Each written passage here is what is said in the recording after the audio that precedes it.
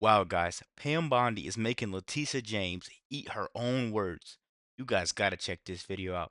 Before that, I need you guys to hit the subscribe button if you're new to the channel so you don't miss none of the videos I post. Let's get right to it. Joining me now is former federal prosecutor Andrew Cherkasky. Thank you so much, Andrew, for being here. Can you explain first what AG Bondi is trying to do here with this green light law?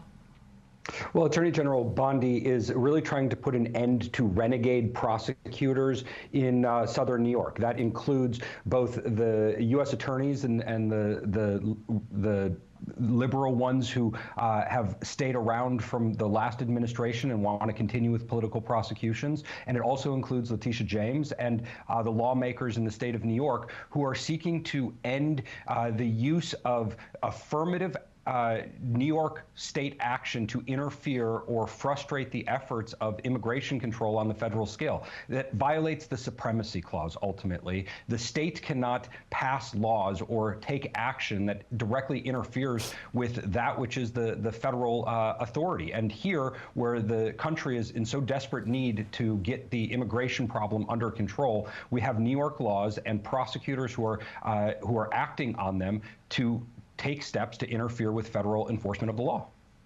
Guys, if you interfere with the federal law, that is ground for an arrest, and I think not only should she go after these prosecutors, but the judges also because they put the citizens of New York at danger for going after them, and they use taxpayer money to do so. Let's keep going, guys. It's something we already know, and we've been saying for a really long time what's going to happen to these people that went after Trump.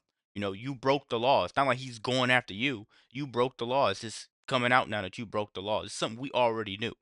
But okay, let's keep going. Well, New York Governor Kathy Hochul responding to the lawsuit on Wednesday in a statement, quote, "Our current laws allow federal immigration officials to access any DMV database with a judicial warrant. That's a common sense approach that most New Yorkers support, but there's no way I'm letting federal agents or Elon Musk's shadowy Doge operation get unfettered access to the personal data of any New Yorker in the DMV system. We expect."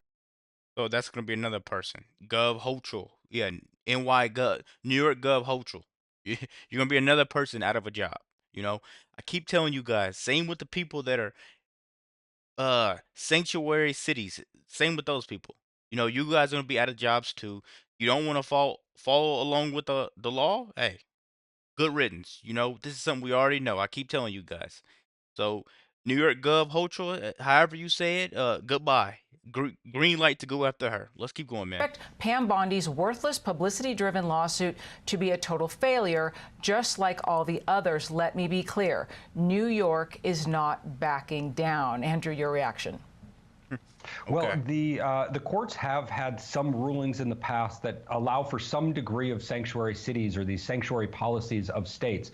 But those laws are not consistent with what the New York law is, and it's not consistent with the time frame that we're in, where immigration crises have gotten so bad all around the country. So I think that when you really pick apart Governor Hochul's statement that is trying to attack Elon Musk's Doge, which is a perfectly legitimate government agency that was created by the Obama administration and just, I guess, retooled a bit under the priorities of President Trump. And you look at the actions of Attorney General Pam Bondi to make sure that the federal government's and the executive branch's enforcement of the law is not something that is secondary to the state's enforcement of the law. I think all of the actions that are being taken here are perfectly legitimate and fall in line with the Constitution and the separation of powers in our country.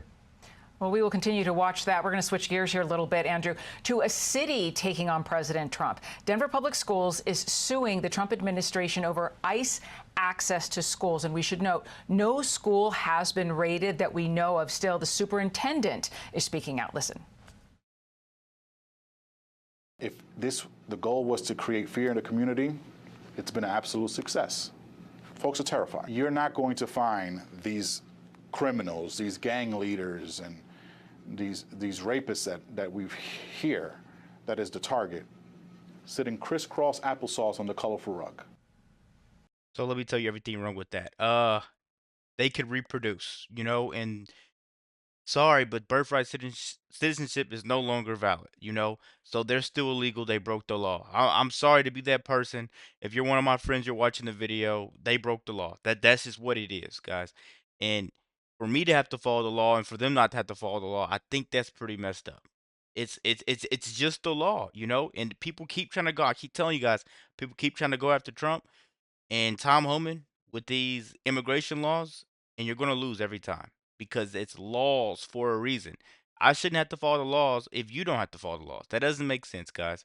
Let's keep going, man. Let's end this video. I'll make sure you hit the subscribe button if you're new. Does he have any standing for this suit? This is the first public school to do this in the country.